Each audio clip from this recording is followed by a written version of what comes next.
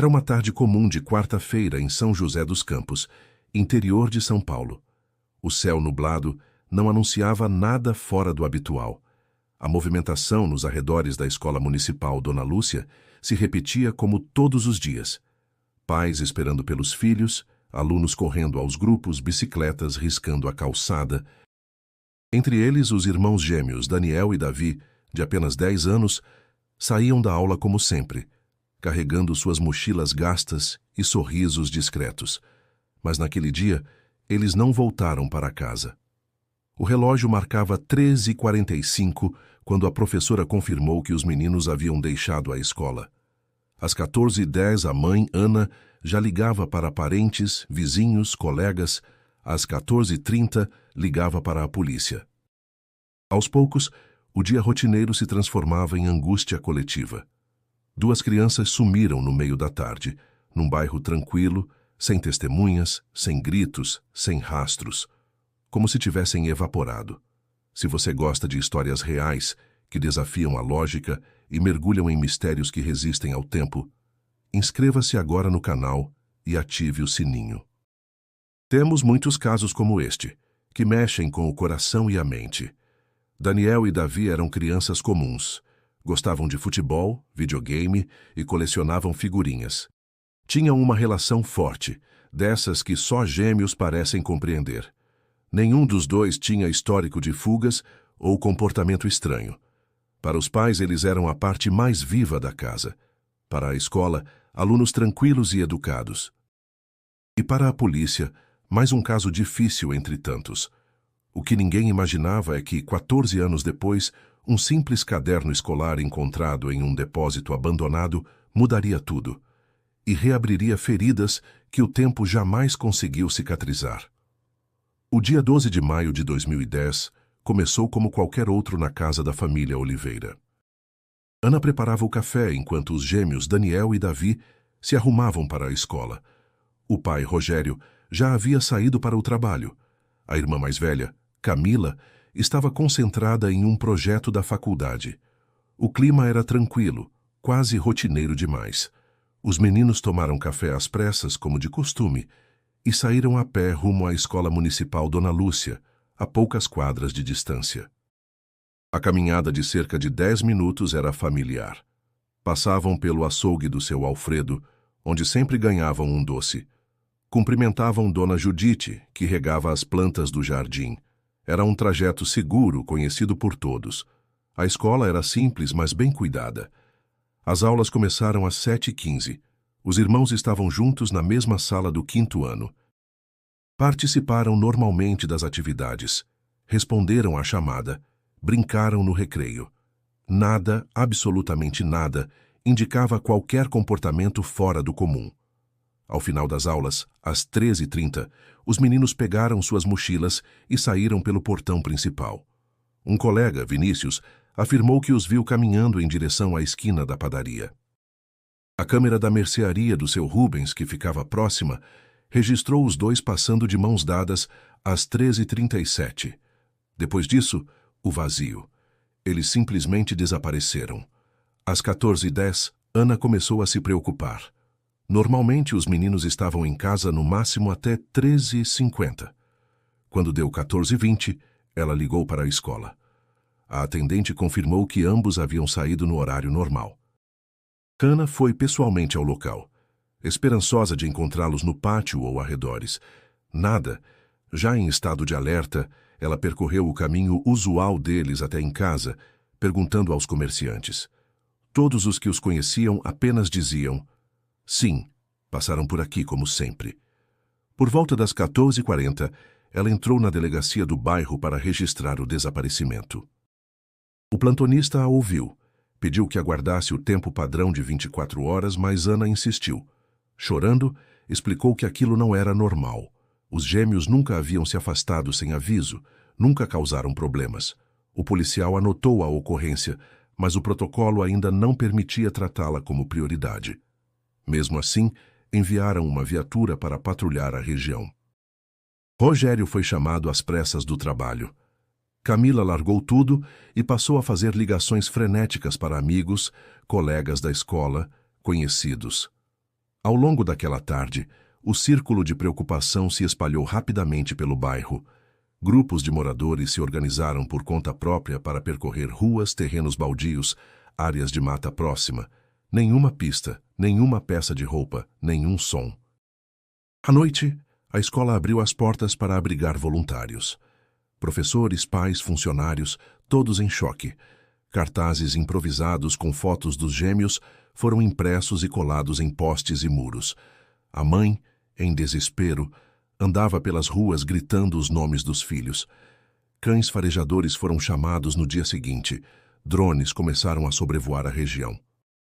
Mas naquela primeira noite, o silêncio era mais alto que qualquer sirene. Uma das primeiras hipóteses levantadas foi de que os gêmeos teriam fugido. A polícia cogitou isso brevemente, mas abandonou a ideia rapidamente ao constatar que nada havia em casa que indicasse plano, motivação ou influência externa. Os brinquedos, roupas e cadernos estavam todos lá. Não levaram nada além das mochilas, que continham apenas lancheira e material escolar. Outra teoria foi a de que eles teriam sido levados por alguém conhecido. Nenhuma testemunha relatou movimentos suspeitos, nenhum carro estranho, nenhuma abordagem. As câmeras públicas da região eram escassas e com qualidade precária, e mesmo assim, os investigadores analisaram quadro a quadro. A frustração crescia conforme as horas viravam dias. O caso tomava proporções que assustavam, não apenas pela falta de pistas, mas pela sensação de que algo muito errado acontecera bem diante de todos, sem que ninguém visse. Em casa, Ana passou a dormir no sofá esperando a qualquer momento ouvir batidas na porta. Rogério mal falava. Camila não desgrudava do telefone. Amigos se revezavam em vigílias e orações. O bairro, antes calmo, mergulhou numa tensão constante. Pais passaram a buscar os filhos pessoalmente. Crianças não podiam mais andar sozinhas. O medo tomou conta. E no meio de tudo isso, o relógio seguia correndo. As primeiras 72 horas seriam cruciais para encontrar qualquer pista concreta.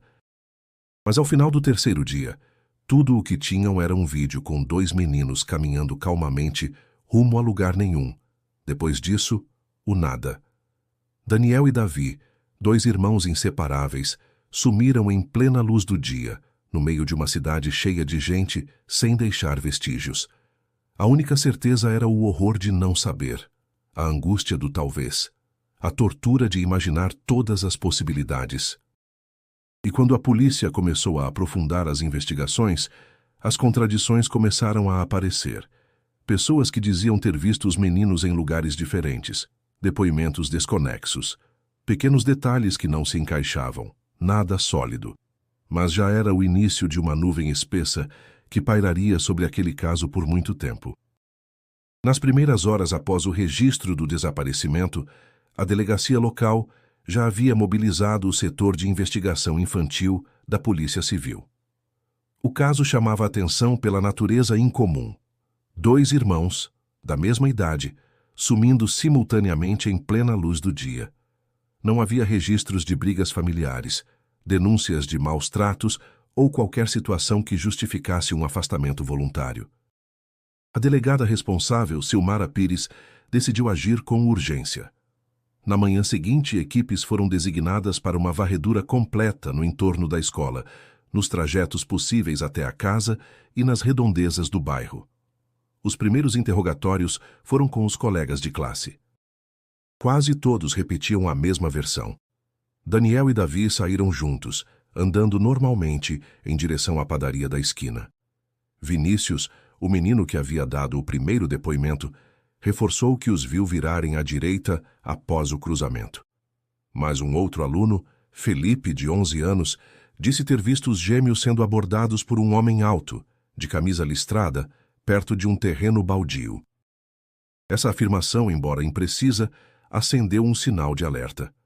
A polícia solicitou acesso às câmeras da mercearia, da farmácia e de um posto de gasolina nas proximidades. O vídeo mais nítido mostrava os meninos caminhando normalmente, sem pressa, rindo. Nenhum adulto próximo, nenhuma aproximação.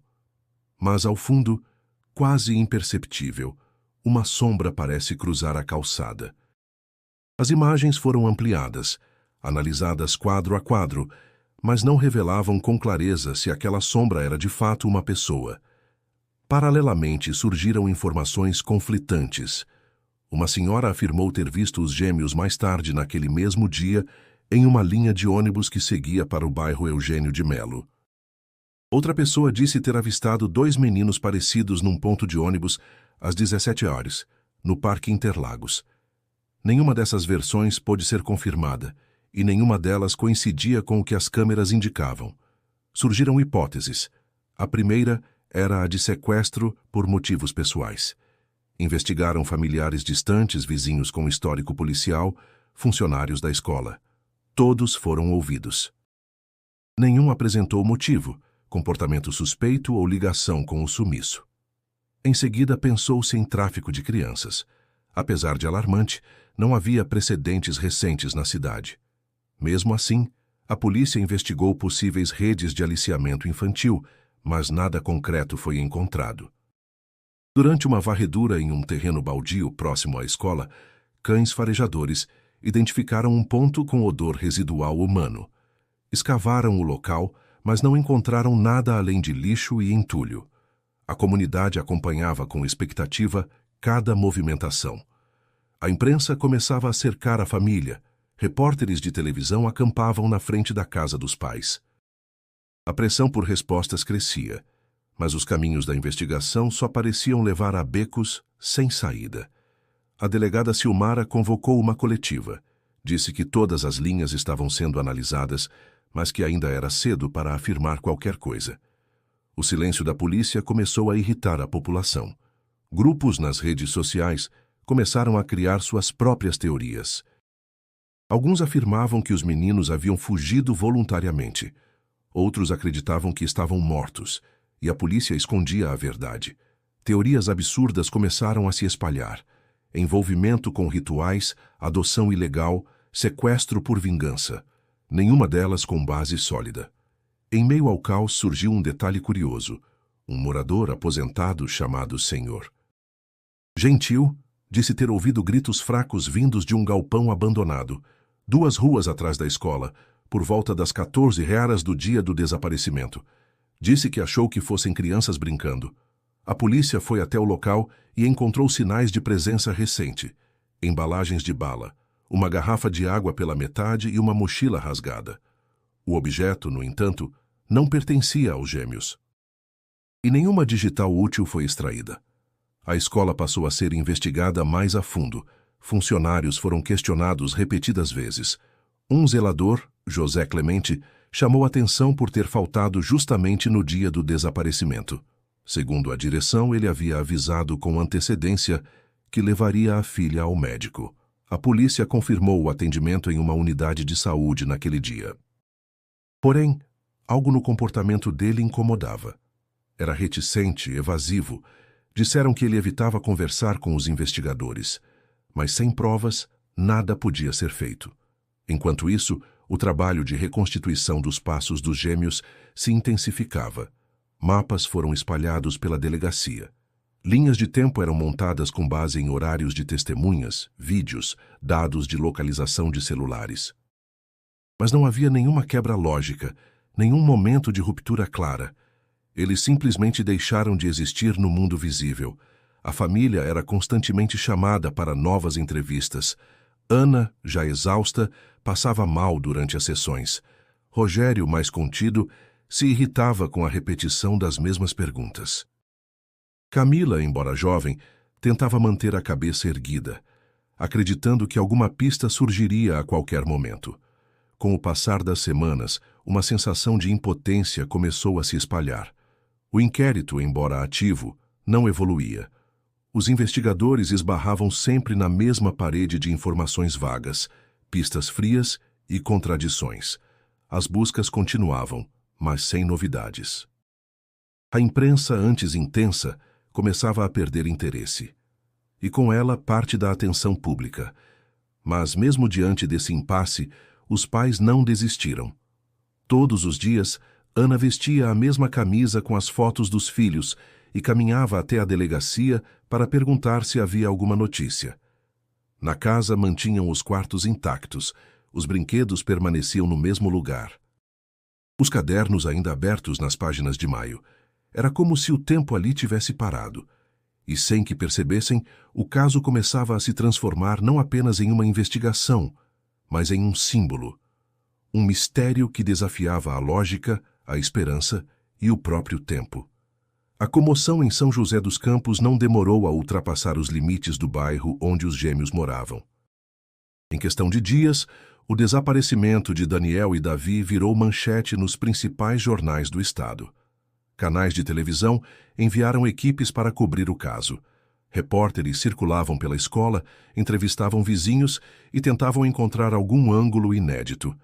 A imagem dos dois meninos sorridentes e de mãos dadas estampava capas de jornais, postes, paradas de ônibus. Grupos de voluntários surgiram por todos os lados. Professores da escola se organizaram para fazer buscas por conta própria. Jovens da igreja onde a família frequentava mapearam regiões de mata e trilhas esquecidas da cidade. Motociclistas se ofereceram para percorrer estradas vicinais. Um empresário do bairro do Jardim Satélite doou alimentos e água para quem estivesse empenhado nas buscas. Uma padaria imprimiu mais de 1000 panfletos com a foto dos meninos. E mesmo com a ausência de pistas concretas, a cidade inteira parecia se recusar a aceitar o silêncio como resposta. A dor da família se tornava pública. Ana e Rogério davam entrevistas tentando manter a compostura. Clamavam por ajuda, pediam informações, faziam apelos emocionantes na televisão. Camila, com apenas 19 anos, mostrou uma maturidade incomum. Tornou-se porta-voz da família, organizava as informações, filtrava os contatos. Um padre conhecido da região passou a visitá-los diariamente, oferecendo apoio espiritual e emocional. Em poucos dias, criou-se um movimento nas redes sociais com a hashtag Onde estão Daniel e Davi? Milhares de pessoas compartilhavam mensagens, montagens com os rostos dos meninos, vídeos com trechos das entrevistas da mãe. Artistas, políticos e influenciadores começaram a se manifestar. A comoção crescia de forma exponencial. Havia quem fosse até São José apenas para participar das vigílias. Em frente à escola, uma pequena praça foi tomada por velas, cartazes e orações. O bairro mudou. As ruas antes pacatas se tornaram um cenário de inquietação. Crianças deixaram de brincar sozinhas. Portões passaram a ser trancados com correntes. A sensação de segurança foi substituída por uma sombra densa de incerteza. As professoras, ainda em estado de choque, passaram a receber apoio psicológico. Muitos alunos começaram a faltar por medo. A diretora da escola organizou encontros semanais com os pais para dar atualizações sobre o caso, mesmo quando não havia nada de novo a dizer. A mídia, por sua vez, dividia opiniões. Enquanto alguns veículos agiam com responsabilidade, outros exploravam o drama com apelos sensacionalistas. Uma emissora chegou a sugerir, sem provas, que os pais poderiam estar envolvidos no desaparecimento. A repercussão foi imediata e violenta. Ana teve uma crise de ansiedade após ver a reportagem. Amigos e familiares se uniram para defender a integridade da família, e a emissora acabou recuando, emitindo uma nota de esclarecimento. Em meio à mobilização, surgiram pistas falsas. Um homem ligou dizendo que havia visto os gêmeos em um supermercado de Taubaté. Uma mulher jurou tê-los reconhecido em um ônibus para o litoral. Cada nova denúncia era tratada com cautela, mas gerava uma nova onda de esperanças e frustrações. Os investigadores estavam exaustos. Tinham centenas de depoimentos e nenhuma evidência sólida. Até mesmo um médium procurou a delegacia oferecendo ajuda espiritual. O delegado agradeceu, mas manteve o foco nas investigações tradicionais. A prefeitura organizou uma coletiva, tentando acalmar os ânimos. O prefeito prometeu reforçar os recursos da polícia e ofereceu uma recompensa a quem trouxesse informações concretas. Apesar dos esforços, o caso começava a dar sinais de desgaste. O público, que antes vibrava com cada passo da busca, começava a se acostumar com o vazio. A comoção dava lugar a uma tristeza silenciosa. A pergunta "onde estão os meninos?" Continuava sem resposta, mas já era dita com menos força. Mesmo assim, pequenos atos de solidariedade persistiam. Um grupo de costureiras criou camisetas com os rostos dos gêmeos e distribuiu gratuitamente. Um artista plástico pintou um mural em homenagem às crianças desaparecidas. E na missa de domingo, o padre leu uma carta escrita por Camila, agradecendo a cidade por não esquecer. Muitos choraram ao ouvir suas palavras. Na escola, a ausência dos dois era sentida em cada canto. Os colegas evitaram sentar nas carteiras que eles usavam. A professora de português deixou de usar o quadro que Daniel costumava apagar. A diretora manteve as matrículas ativas, numa decisão simbólica que comoveu a todos. Era uma forma de dizer que eles ainda pertenciam àquele lugar, mesmo que não estivessem lá. Mas aos poucos, a rotina voltava a se impor. A vida exigia continuidade. Os moradores precisavam trabalhar, as crianças precisavam estudar. O que antes era assunto em cada esquina, agora era lembrado em datas pontuais, em campanhas de mobilização. A cidade nunca esqueceu, mas precisou aprender a conviver com a ausência. A família, no entanto, se recusava a seguir em frente sem respostas. Continuavam distribuindo panfletos, fazendo postagens, ligando para qualquer pessoa que dissesse ter visto algo. Camila criou um blog para documentar todos os detalhes do caso. Cada pequena lembrança, cada boato, cada dado novo era catalogado. Eles sabiam que, para o mundo, o tempo estava passando. Mas para quem espera, cada segundo é um eco que nunca se apaga. E mesmo sem provas, mesmo sem pistas, havia um sentimento que resistia, a certeza de que os meninos ainda estavam vivos. Ana repetia isso como um mantra. Rogério se calava, mas olhava o horizonte com os olhos de quem ainda esperava ver dois garotos voltando da escola com suas mochilas nas costas e figurinhas nos bolsos. A esperança, por mais frágil que fosse, continuava sendo o combustível daquela busca interminável. Os dias se transformaram em semanas, e as semanas em meses. A casa da família Oliveira, antes repleta de sons infantis, agora era marcada por silêncios longos e pesados. O quarto dos gêmeos permanecia intocado. As camas feitas, os brinquedos arrumados, as mochilas penduradas nos ganchos. Ana se recusava a mudar qualquer coisa. Dizia que os meninos poderiam voltar a qualquer momento, e tudo precisava estar exatamente como eles deixaram. Rogério, por outro lado, mergulhou no trabalho. Passava horas fora de casa, buscando se distrair da dor que o corroía por dentro. Quando voltava, mal comia, mal falava. Sentava-se no sofá e ficava olhando para a televisão desligada. Por dentro, culpava-se por não ter buscado os filhos naquele dia. Pensava que, se tivesse saído mais cedo, se tivesse deixado o trabalho de lado, nada disso teria acontecido. A culpa era um peso que ele carregava em silêncio. O casamento começou a ruir sob o impacto do trauma. As conversas se tornaram raras, os olhares vazios. Pequenas discussões viraram brigas intensas. Ana queria continuar buscando, publicando, aparecendo na mídia. Rogério achava que tudo aquilo só servia para aumentar a dor. Ela via esperança, ele via desgaste. As versões do sofrimento eram incompatíveis, e aos poucos o abismo entre os dois crescia. Camila tentava segurar as pontas. Abandonou temporariamente a faculdade para cuidar da mãe, acompanhar os trâmites policiais e mediar as tensões entre os pais. Dormia pouco, comia mal, mas mantinha a mente focada. Criou uma rotina de busca de informações, catalogava relatos, acompanhava depoimentos. Sempre que um novo boato surgia, era ela quem ia atrás. Por trás da aparência forte, no entanto, carregava um trauma silencioso. Sonhava com os irmãos todas as noites. Às vezes acordava gritando, em outras apenas chorava em silêncio até o sono voltar. Ela se lembrava do dia em que tudo aconteceu com clareza cirúrgica.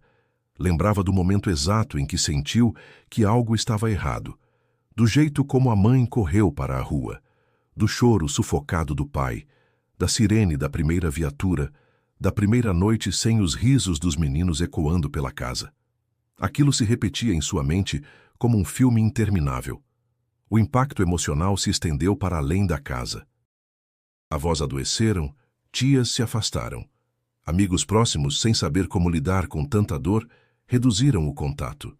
A solidão tornou-se uma segunda ferida, quase tão dolorosa quanto a ausência.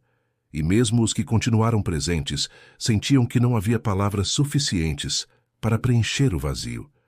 Ana passou a frequentar um grupo de apoio a mães de filhos desaparecidos.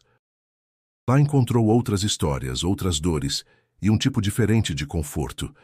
Havia empatia, compreensão, mas também uma tristeza compartilhada que a fazia se sentir ainda mais presa à sua própria tragédia.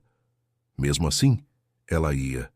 Precisava falar, precisava ser ouvida. Precisava continuar lembrando o mundo de que seus filhos ainda existiam. Rogério recusava qualquer ajuda psicológica. Dizia que não precisava, que só queria paz. Mas os amigos sabiam. Ele não era mais o mesmo. O homem brincalhão que levava os meninos ao parque aos domingos e ensinava matemática com paciência havia sumido. No lugar dele, restava um silêncio endurecido e um olhar perdido. Uma ausência dentro da própria presença. Os aniversários dos gêmeos foram especialmente duros. No primeiro, Ana fez um bolo simples e deixou 2 pedaços sobre a mesa. No segundo, levou balões à escola e pediu que os colegas dos meninos escrevessem mensagens. No terceiro, a família não conseguiu fazer nada. O luto informal, invisível, sem corpo e sem fim, havia se tornado insuportável. A casa virou um memorial. Cada canto trazia uma lembrança, as figurinhas coladas no guarda-roupa, os desenhos rabiscados nas paredes, a letra dos meninos nos cadernos. Camila guardava tudo, fotografava, catalogava, imprimia. Dizia que, se um dia os irmãos voltassem, eles precisariam saber que nunca foram esquecidos. Havia dias em que Ana não conseguia levantar da cama. Dias em que passava horas sentada no chão do quarto dos meninos, olhando para o nada. Em outros parecia movida por uma força desconhecida. Ligava para delegacias, procurava nomes em listas, acessava fóruns de desaparecidos. Era como uma montanha-russa emocional, sem descanso, sem fim. Rogério, cada vez mais isolado, parou de participar das entrevistas. Dizia que não aguentava mais repetir a mesma história, que tudo soava inútil. Ana não o julgava, mas também não podia parar. E essa diferença foi corroendo o que ainda restava do vínculo entre os dois. Camila, apesar da força admirável, era só uma jovem lidando com mais dor do que deveria. Começou a escrever em diários. Escrevia cartas aos irmãos, relatando os acontecimentos, as buscas, as mudanças. Era a forma que encontrava de continuar se sentindo conectada. Cada página era uma tentativa de manter vivos não apenas os meninos, mas também sua própria sanidade. O tempo que para o mundo seguia com naturalidade, para aquela casa era um inimigo. Quanto mais passavam os dias, mais difícil era acreditar que algo novo surgiria. Mas também era impossível desistir. A ausência dos gêmeos não era apenas um espaço vazio.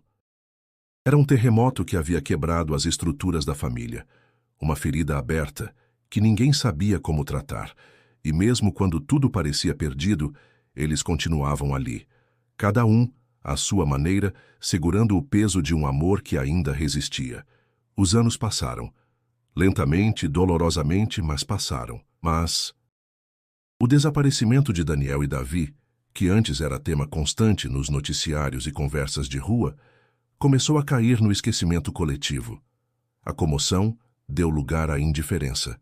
Novas tragédias surgiram, novos casos ocupavam os jornais. E o mistério dos gêmeos, ainda sem solução, tornava-se uma sombra silenciosa na memória da cidade. Para a família Oliveira, porém, nada havia mudado. O tempo não trouxe paz. Trouxe apenas camadas de silêncio. Com o passar dos anos, Ana passou a viver em modo de sobrevivência. Acordava, alimentava-se, fazia tarefas básicas, mas sempre com o mesmo olhar perdido. Ainda carregava panfletos dobrados na bolsa, mesmo que ninguém mais os aceitasse. Ainda mantinha os quartos dos filhos exatamente como estavam no dia em que sumiram. Era como se congelar o tempo fosse a única forma de manter os meninos vivos. Rogério, depois de anos de tentativas frustradas de seguir a vida como se ela pudesse ser reconstruída, decidiu se afastar definitivamente. Pediu o divórcio. Disse que não conseguia mais viver preso à dor, que precisava respirar. Ana não protestou, apenas assentiu, como quem já não tinha forças para lutar contra mais nada. Ele mudou-se para outra cidade. Não recomeçou de fato, mas tentou apagar o passado. Mesmo assim, pagava visitas rápidas, discretas, quase mecânicas, em datas específicas como o aniversário dos filhos ou a data do desaparecimento. Camila, agora adulta, tentou retomar os estudos. Concluiu o curso de psicologia com atraso, especializando-se em traumas e desaparecimentos. Tornou-se uma referência discreta na área, oferecendo ajuda a outras famílias em situação semelhante, mas dentro de si ainda carregava a ferida não cicatrizada da perda dos irmãos. Nunca parou de investigar por conta própria. Continuava ativa em fóruns, trocava mensagens com familiares de outras vítimas. Alimentava um banco de dados com desaparecimentos não resolvidos. Mantinha viva a chama de uma promessa feita a si mesma. Ela não descansaria até entender o que havia acontecido. A cidade também mudou. A escola onde os meninos estudavam passou por reformas, ganhou nova fachada, novos professores. Mas dentro da sala do 5º ano, uma pequena placa com o nome Daniel e Davi Oliveira em memória permanecia discreta, como lembrança de que ali, um dia, 2 irmãos sonharam com o futuro. Alguns alunos novos desconheciam a história, outros a repetiam como lenda. E com o tempo o caso foi sendo absorvido pelo folclore urbano, envolto em versões distorcidas, boatos e mistério. As investigações oficiais, por sua vez, perderam força. O inquérito ainda existia, mas com poucos recursos e nenhuma equipe dedicada exclusivamente ao caso. A delegada Silmara, que conduziu os primeiros anos da apuração, havia se aposentado. Em seu lugar, vieram outros profissionais, bem-intencionados, mas distantes emocionalmente da tragédia. Arquivos empoeirados, testemunhas difíceis de localizar, provas envelhecidas. A frustração se tornara parte da rotina. Mesmo assim, de tempos em tempos, surgiam lampejos de esperança. Um telefonema anônimo, um rosto parecido em uma cidade vizinha, um documento estranho arquivado em uma delegacia distante. Camila seguia cada pista com afinco, mas sempre esbarrava na mesma parede de incertezas. Era como montar um quebra-cabeça com peças faltando numa sala escura. Ana envelheceu rápido, as rugas chegaram cedo, os cabelos embranqueceram com pressa, mas havia dias em que sua voz ainda carregava a mesma firmeza de antes. Participava de eventos sobre desaparecidos, fazia discursos emocionados, pressionava autoridades. Era respeitada no meio, admirada por sua resistência. Muitos diziam que se houvesse uma mãe que poderia mover montanhas por seus filhos, essa era Ana Oliveira. Uma das maiores dores era lidar com a ausência de respostas, não saber se os meninos estavam vivos ou mortos, se sofreram, se ainda pensavam na família, se lembravam de quem eram. Essa incerteza era uma tortura constante. As mães de filhos desaparecidos costumam dizer que o pior não é a morte, é o não saber, o vazio de possibilidades. A cada novo ano, no dia 12 de maio, Camila publicava uma carta aberta nas redes sociais. Falava com os irmãos como se eles pudessem ler. Relatava as mudanças na cidade, as lutas da mãe, as memórias de infância. Era uma forma de manter a conexão.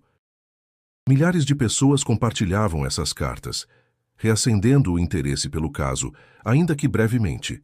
Algumas emissoras faziam reportagens especiais, entrevistando familiares, tentando revisitar a história. Mas logo, o silêncio voltava a se impor.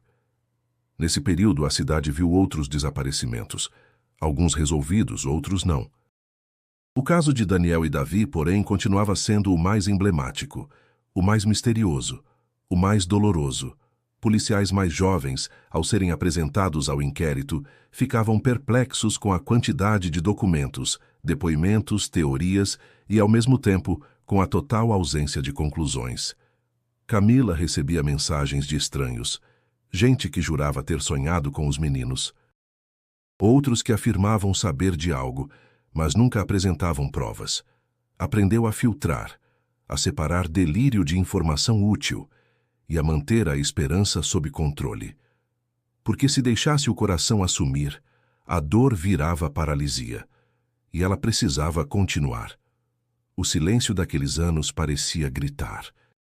Cada canto da cidade, cada canto da casa, cada detalhe da rotina parecia sussurrar a mesma pergunta: onde eles estão? E essa pergunta, mesmo sem resposta, jamais foi esquecida por aqueles que verdadeiramente amavam Daniel e Davi. O nome de Marcos Leal não constava nos registros iniciais da investigação. Ele não fazia parte da força policial local quando Daniel e Davi desapareceram. Era investigador da Polícia Civil em São Paulo e, na época, estava envolvido em outro caso de grande repercussão. Anos depois, já aposentado, mudou-se para São José dos Campos em busca de uma vida mais tranquila. Comprou uma casa simples no Jardim Esplanada, onde pretendia cultivar hortaliças e cuidar do neto nos fins de semana. Mas a paz que buscava foi interrompida por uma simples coincidência. Marcos não conhecia a família Oliveira pessoalmente. O nome dos meninos lhe era familiar, mas apenas de forma vaga, como quem lembra de uma reportagem antiga. Certo dia, ao revirar caixas velhas que trouxe da delegacia onde trabalhou, encontrou uma pasta que lhe causou um desconforto imediato. Não era do caso dos gêmeos, mas de um desaparecimento semelhante ocorrido em 1992, no bairro da Muca, em São Paulo. 2 irmãos sumiram após saírem da escola. O caso nunca foi solucionado. Foi aí que algo acendeu em sua mente. Os padrões, as idades, o trajeto curto, a falta de testemunhas. Começou a reler os documentos antigos e, movido por uma inquietação que já conhecia bem, decidiu buscar mais informações sobre Daniel e Davi. Reabriu jornais digitais da época, assistiu a vídeos arquivados, leu entrevistas. A cada linha, sua intuição crescia. Ele sabia como funcionavam certos tipos de crime, sabia quando algo não batia. E o que mais o perturbava era justamente a ausência de qualquer elemento concreto. Era como se alguém tivesse feito questão de apagar todos os rastros com precisão cirúrgica. Mesmo fora da ativa, ainda mantinha contatos. Ligou para um amigo delegado, pediu acesso ao inquérito. A princípio, recebeu uma negativa. Mas bastou insistir um pouco, explicar que não interferiria, apenas estudaria, e logo estava com uma cópia digital do processo em mãos. Passou noites inteiras imerso nos papéis. Identificou pontos frágeis nos depoimentos, lacunas temporais, informações que nunca foram confrontadas. Decidiu então visitar o bairro onde tudo aconteceu. Caminhou do portão da antiga escola até a esquina da padaria. Observou cada detalhe como se fosse a primeira vez. Passou pela casa dos Oliveira, mas não tocou a campainha. Não queria prometer nada antes de ter algo real. Sentou-se num banco da praça, onde os voluntários fizeram vigílias. Ali, refletiu sobre os erros de investigações passadas. Sabia que, com o tempo, a frustração faz com que pistas valiosas sejam ignoradas. E estava disposto a não deixar isso acontecer de novo. Um detalhe chamou sua atenção ao revisar os autos: o depoimento do zelador da escola, José Clemente. O homem havia faltado justamente no dia do desaparecimento e apresentado um atestado médico. A polícia checou a veracidade do documento, mas Marcos percebeu que ninguém verificou onde ele esteve naquele dia, fora do consultório. Não havia testemunhas, nenhuma confirmação de terceiros. Além disso, José deixou o emprego 2 meses depois, mudou-se de cidade e nunca mais foi localizado. Outro ponto que Marcos julgou essencial era a cronologia das imagens das câmeras. Os horários das gravações, quando cruzados com os relatos das testemunhas, apresentavam uma diferença de 7 minutos. Pouco, mas suficiente para questionar a linha do tempo estabelecida. Um colega seu, perito em análise de vídeo, confirmou que uma das câmeras da mercearia poderia ter tido o relógio atrasado. Isso alteraria toda a ordem dos eventos. Possivelmente, os meninos poderiam ter virado outra rua sem que ninguém percebesse. Marcos passou a montar um novo mapa, reunindo dados antigos e suas próprias observações. Usou alfinetes coloridos, linhas de conexão, anotações em cadernos. Analisava como se estivesse iniciando do zero. E, quanto mais se aprofundava, mais desconfiava de que algo crucial havia sido ignorado. Não acreditava em teorias conspiratórias, mas já tinha visto em sua carreira casos serem abafados por conveniência, corrupção ou simples incompetência. Certo dia, numa cafeteria do centro, encontrou por acaso um ex-policial civil que havia atuado no caso dos gêmeos. Disfarçando o interesse, puxou conversa. Falou sobre a cidade, sobre os tempos antigos. Aos poucos conduziu o assunto até o desaparecimento. O ex-colega hesitou. Disse que preferia não se envolver, que o caso era uma ferida aberta. Mas uma frase dele ficou gravada na mente de Marcos. Tinha gente naquele processo que não devia ter nome citado. Gente que sumiu rápido demais. Essa frase não saiu da cabeça de Marcos por dias. Decidiu voltar aos relatórios de depoimentos. Um deles, em especial, soou estranho. O de um funcionário terceirizado da prefeitura que fazia manutenções nas escolas. Ele foi ouvido apenas uma vez. Disse que não estava na cidade naquele dia, mas nenhum registro confirmava sua ausência. E mais, o sobrenome coincidia com um nome citado num documento antigo do caso de 1992. A partir dali, Marcos teve certeza de que havia conexões não exploradas. Começou a listar todos os envolvidos nos dois casos. Cruzou endereços, datas, ocupações. As coincidências eram muitas, e ele sabia que coincidências, em investigações, raramente são só isso. Mas para dar o próximo passo, precisaria ir além dos arquivos e voltar a lugares esquecidos. Locais que, com o tempo, haviam sido abandonados, fechados, enterrados sob a poeira da rotina. Marcos estava prestes a iniciar uma jornada que mexeria com velhas estruturas, e ele estava preparado para isso.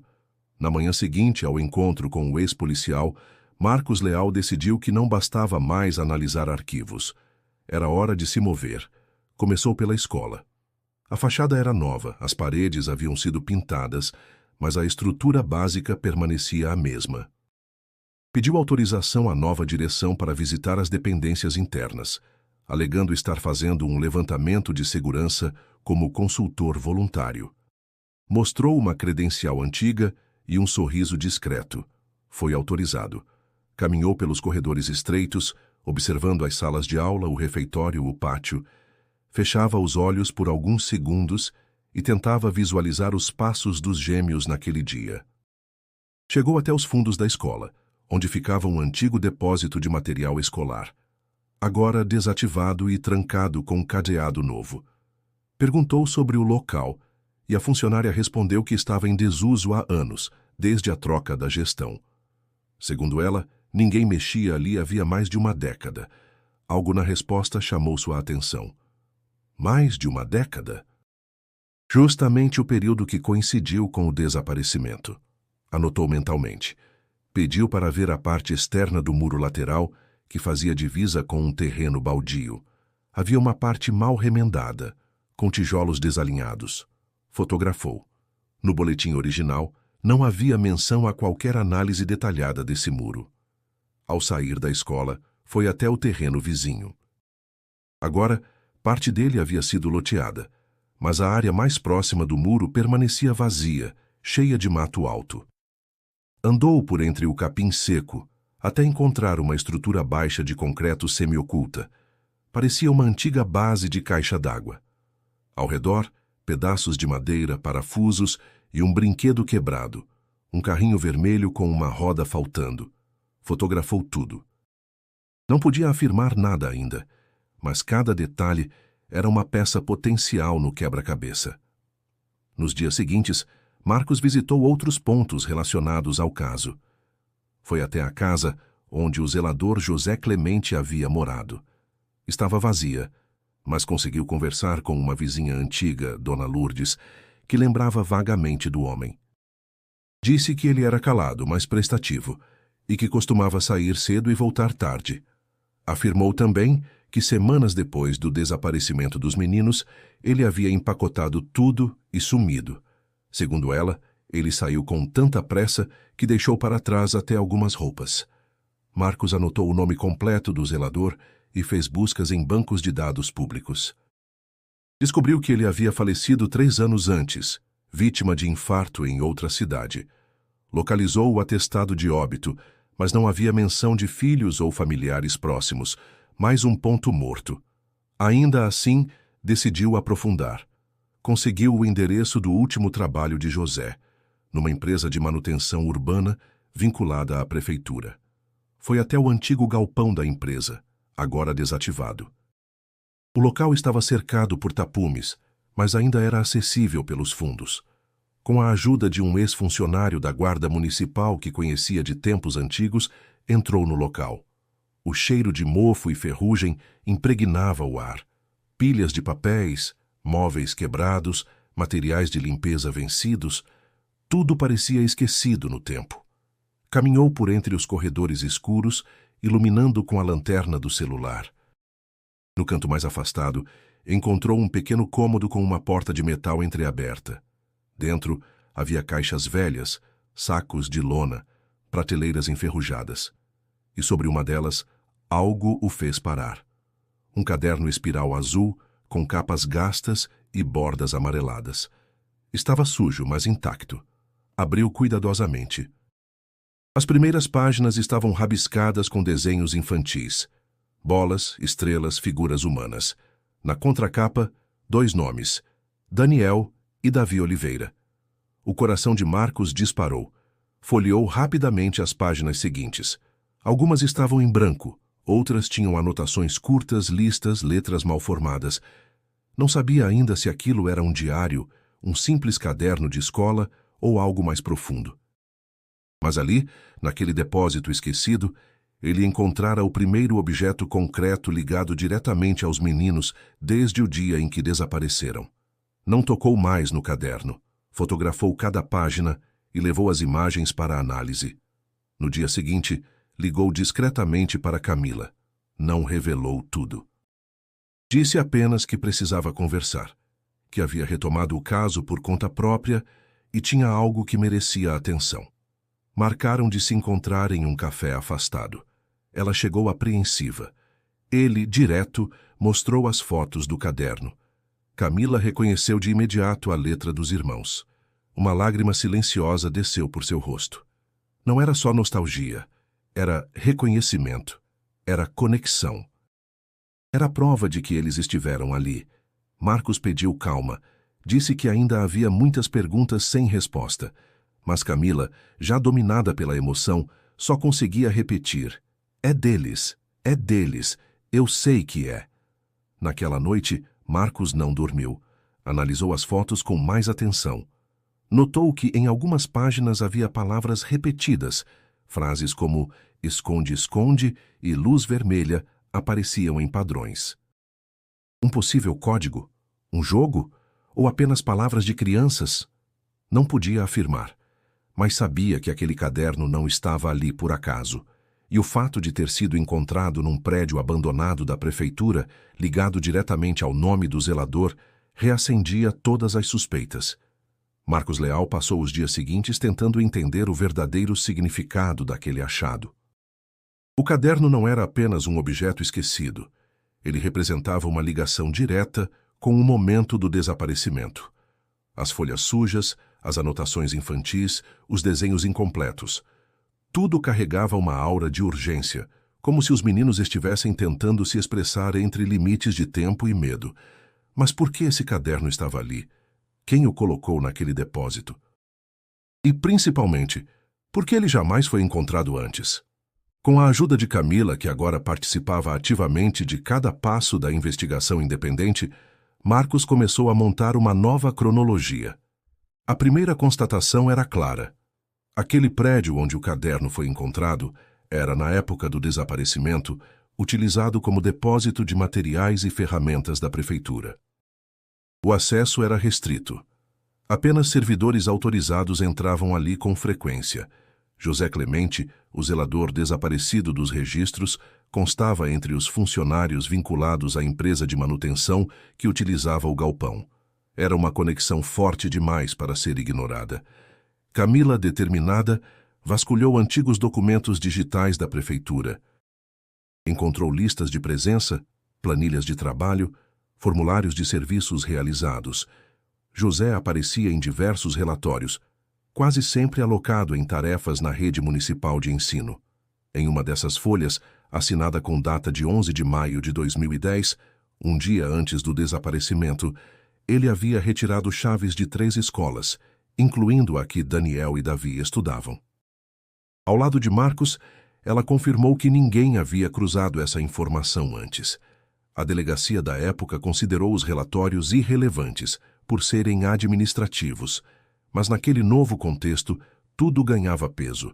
Se José teve acesso à escola e ao depósito naquele período, era plausível que ele tivesse movimentado algo ou alguém entre esses espaços.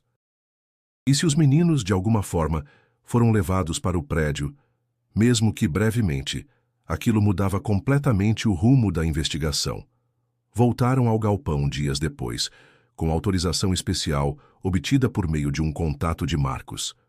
O ambiente continuava inóspito, mas agora sabiam onde procurar. Examinaram o cômodo onde o caderno havia sido achado com mais atenção. Atrás de uma estante caída, havia uma abertura na parede como uma antiga passagem de ventilação, parcialmente bloqueada por tábuas de madeira. Camila passou a mão entre as frestas e retirou com esforço um papel dobrado e engordurado. Era uma folha de caderno solta, com desenhos infantis rabiscados de forma desordenada. Um sol, uma casa e, no canto inferior, 2 letras tremidas. D e D. Era como um grito abafado preso no tempo.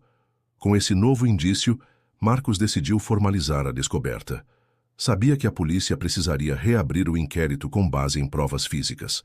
Mesmo sem o poder oficial de investigação, ele redigiu um relatório detalhado e encaminhou ao delegado responsável pelo arquivo do caso. Incluiu fotos, análises, as conexões com José Clemente e a sugestão de perícia no local. A resposta veio uma semana depois. O documento seria avaliado, mas não havia garantia de ação imediata. Camila não se conformava. Sabia que o tempo era cruel com provas antigas. Pressionou a mídia. Deu uma entrevista à rádio local mencionando discretamente que novos elementos haviam sido encontrados. A notícia viralizou. Jornais retomaram o caso. Uma reportagem de televisão mostrou o caderno com identidade preservada e reavivou o interesse popular. A pressão pública começou a surtir efeito. 3 dias após a matéria ir ao ar, a polícia anunciou que peritos seriam enviados ao antigo depósito para inspeção detalhada. Camila e Marcos acompanharam tudo à distância. Não podiam interferir, mas observavam cada movimento. Peritos retiraram pedaços da parede, coletaram amostras de solo, analisaram fragmentos de madeira. Um especialista confirmou que o ambiente estava praticamente intacto desde 2010. E então surgiu algo inesperado. Durante a remoção de entulho de uma sala anexa, os peritos encontraram uma caixa metálica, enterrada sob um forro falso. Dentro, papéis velhos, fragmentos de objetos escolares, um estojinho de plástico rachado e, enrolado num pedaço de tecido sujo, um pequeno chaveiro com 2 bonequinhos sorridentes. Era o mesmo chaveiro que os gêmeos levavam na mochila, presente dado por Camila meses antes do sumiço. Não havia mais dúvidas, eles estiveram ali. A comoção foi imediata. A notícia se espalhou como fogo em mato seco. A cidade mergulhou novamente no caso que a havia marcado 14 anos antes. A velha dor voltava à tona, agora acompanhada de um fio real de esperança. Finalmente, algo concreto havia sido encontrado. Não era especulação, não era boato. Era prova física. Era verdade. Marcos sabia, porém, que aquilo ainda era só o começo. O caderno, o chaveiro, os papéis, tudo indicava que os meninos passaram por ali, mas não explicava o que aconteceu depois. Quem mais esteve envolvido? Por que aquele local foi ignorado por tantos anos? E, sobretudo, por que esses objetos só foram encontrados agora? Enquanto a polícia se mobilizava para revisar todas as evidências, Marcos e Camila, incansáveis, já pensavam no próximo passo. Havia rastros deixados para trás, e eles estavam prontos para segui-los até o fim. O caderno havia sido recolhido e enviado para análise forense. Marcos e Camila aguardavam os resultados com ansiedade silenciosa, mas ambos sabiam que o mais importante não estava no material genético, estava no conteúdo. As páginas, aparentemente caóticas, começaram a revelar padrões. Com o auxílio de uma psicóloga especializada em comportamento infantil e de um criptógrafo aposentado, passaram a analisar cada desenho, cada sequência de palavras repetidas, cada escolha de cor. Logo perceberam que havia mais do que rabiscos infantis. Algumas páginas traziam pequenos mapas desenhados com linhas tortas, como se os meninos tivessem tentado representar espaços físicos. Havia repetidas referências a um quarto vermelho e a uma luz no teto que pisca. Em outros trechos, apareciam expressões como hora do silêncio e se correr, escuro volta.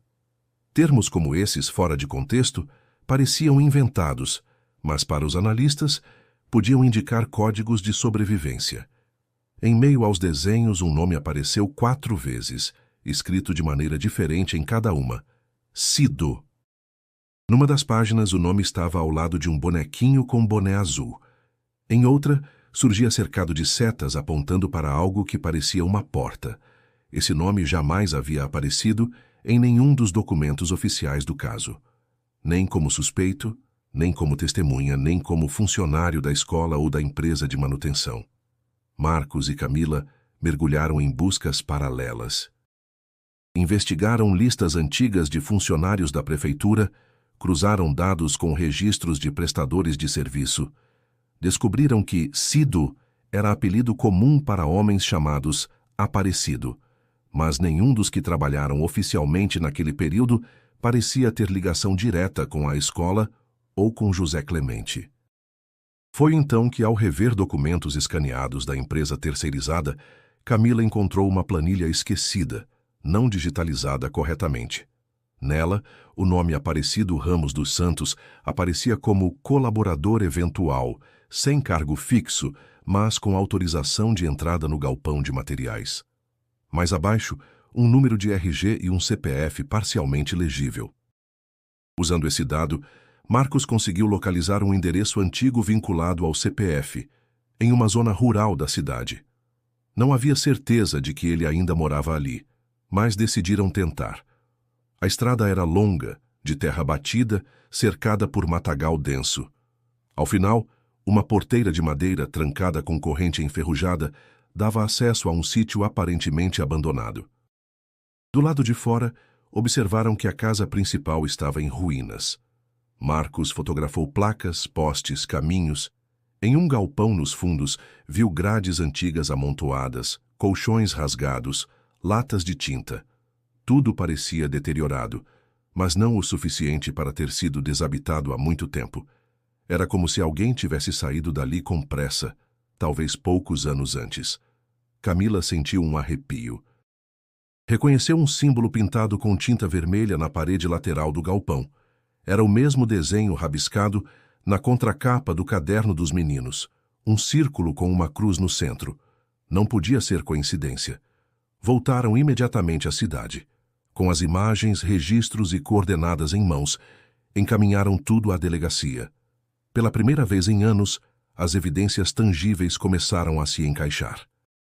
E, com isso, uma nova pergunta se impôs. Quem era, de fato, Aparecido Ramos dos Santos? A busca por Aparecido Ramos dos Santos ganhou urgência.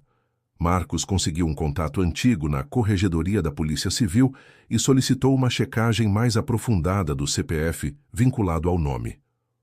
Horas depois recebeu a resposta.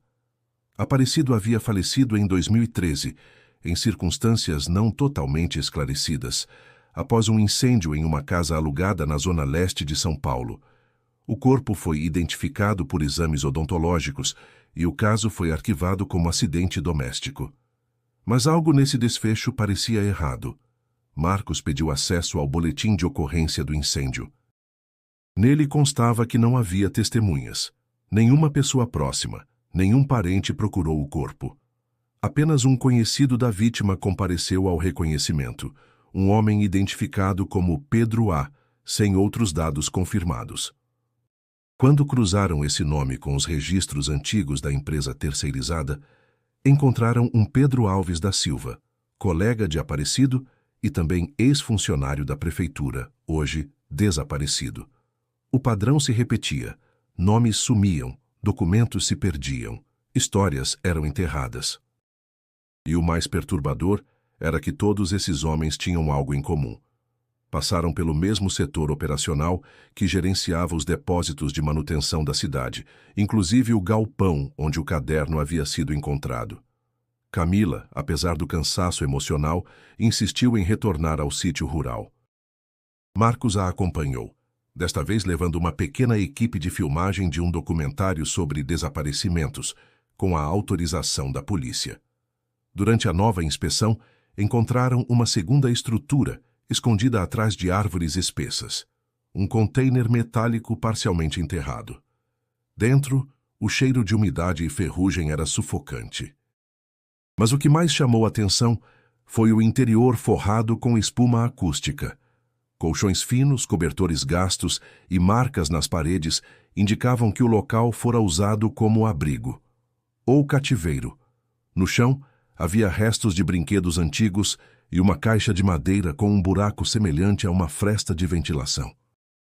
Em uma das paredes, o desenho do sol com a cruz no centro, o mesmo símbolo do caderno, reaparecia, agora pintado com tinta escura.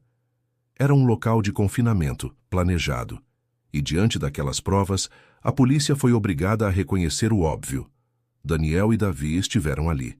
A investigação oficial foi reaberta com força total. A perícia confirmou que os materiais encontrados no container datavam do início da década de 2010. Fragmentos de DNA foram recolhidos e enviados para comparação. O Ministério Público abriu inquérito para apurar responsabilidades administrativas na negligência de arquivos e na fiscalização dos terceirizados. O nome de José Clemente voltou aos relatórios, agora como peça-chave de um possível esquema de ocultação de menores. Durante os depoimentos, um novo elemento surgiu. Um ex-funcionário da empresa revelou que, por anos, alguns espaços públicos eram usados de forma extraoficial para abrigar pessoas em situação de rua ou adolescentes sem documentos. Segundo ele, isso era feito para evitar burocracias e com o conhecimento informal de algumas lideranças municipais. Era um segredo sujo, mascarado de caridade, mas que poderia ter sido a brecha que permitiu o desaparecimento dos gêmeos. O sítio foi lacrado, equipamentos foram retirados para análise, a imprensa voltou a acompanhar cada passo da investigação, e então o resultado do DNA chegou. Os fragmentos recolhidos no container apresentavam compatibilidade parcial com o material genético da família Oliveira.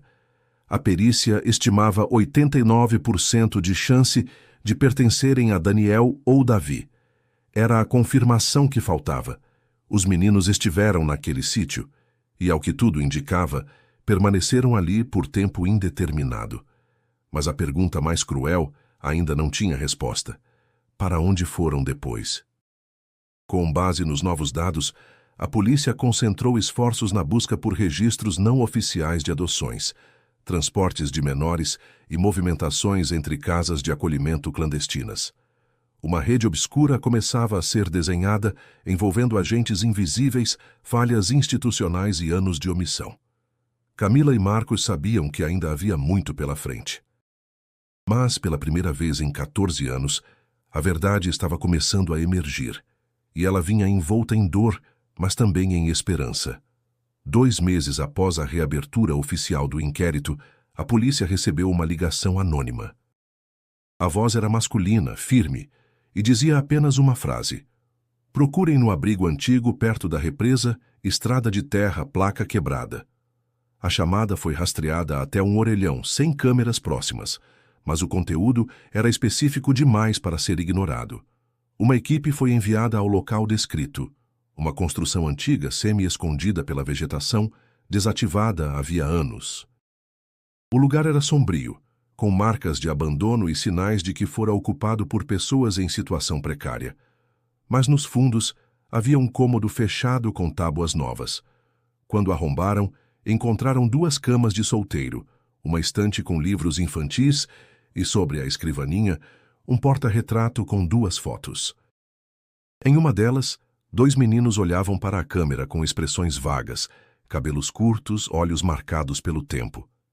Era como se os traços de Daniel e Davi tivessem sido apagados, mas não completamente. As imagens foram analisadas. O reconhecimento facial apontou compatibilidade genética com a família Oliveira em mais de 97%. No mesmo dia, a polícia localizou, em uma casa no interior de Minas Gerais, 2 jovens vivendo com um casal de idosos. Não tinham documentos, nomes registrados ou histórico escolar. Diziam se chamar Diego e Danilo. Quando foram abordados pelas autoridades, não resistiram. Pareciam confusos, mas não agressivos. Foram levados para exames e acolhimento psicológico. Os resultados confirmaram. Eram Daniel e Davi. A notícia se espalhou com velocidade impressionante. O país inteiro acompanhou o reencontro que parecia impossível. Ana caiu de joelhos quando soube. Camila desabou em lágrimas. Rogério, recluso há anos, telefonou com a voz embargada. 14 anos de dor foram esmagados por um único instante. Os filhos estavam vivos. Mas o que eles haviam vivido e o que lembravam ainda estava por vir. Daniel e Davi estavam vivos, mas não eram mais os mesmos meninos de 10 anos que saíram da escola naquela tarde de maio. Agora, com 24 anos, os irmãos carregavam o peso de uma vida fragmentada. Nos primeiros dias após o reencontro, pouco falaram. Os olhares vagavam, as respostas eram curtas, muitas vezes desconectadas. O contato com a família era cercado por silêncio e hesitação. Os médicos disseram que o trauma havia causado uma forma severa de dissociação, uma defesa psíquica construída após anos de confinamento e manipulação. Com o tempo, detalhes começaram a emergir. Através de sessões com psicólogos forenses e depoimentos assistidos, os irmãos relataram uma realidade perturbadora. Foram levados por um homem que se apresentou como amigo do pai. Disseram que ele os chamou com um sorriso, ofereceu ajuda para carregar algo e que tudo aconteceu rápido demais. Foram mantidos por meses em um cômodo escuro, com horários controlados, alimentação restrita e ameaças constantes. Não viam a luz do sol. Não sabiam se era dia ou noite. Depois, foram transferidos para outro local, um sítio. Ali, encontraram outros 2 meninos mais velhos, que desapareceram antes que pudessem se apegar. Daniel contou que foram ensinados a obedecer ordens, a não falar de onde vinham. Davi chorava quando tentava lembrar da mãe. Diziam que, com o tempo, começaram a esquecer os próprios nomes. Foram rebatizados. Tornaram-se os meninos do fundo. Quando cresceram, foram levados a outro abrigo, desta vez com aparência legal. Viveram ali por anos, sob nomes falsos, até que um casal de idosos os acolheu. Nunca foram maltratados ali, mas também não foram incentivados a buscar sua origem. Os registros eram inexistentes. Foram ensinados a não confiar em estranhos, nem em memórias. Tudo havia sido arquitetado para apagá-los. Com os relatos dos irmãos e a confirmação das provas encontradas, a polícia intensificou as investigações. A rede que havia sustentado o desaparecimento de Daniel e Davi começou a ser desmantelada. Descobriu-se que parte dos envolvidos fazia parte de um sistema clandestino de ocultação de menores, aproveitando brechas em contratos públicos e a negligência de fiscalização em instituições sociais. O nome de Aparecido Ramos dos Santos voltou ao centro do inquérito. agora como peça-chave de um esquema maior que se estendia por outros estados. 3 prisões foram efetuadas: um ex-diretor de abrigo, um funcionário da antiga empresa terceirizada e um homem conhecido como Pedro A., o mesmo que havia reconhecido o corpo no incêndio em 2013.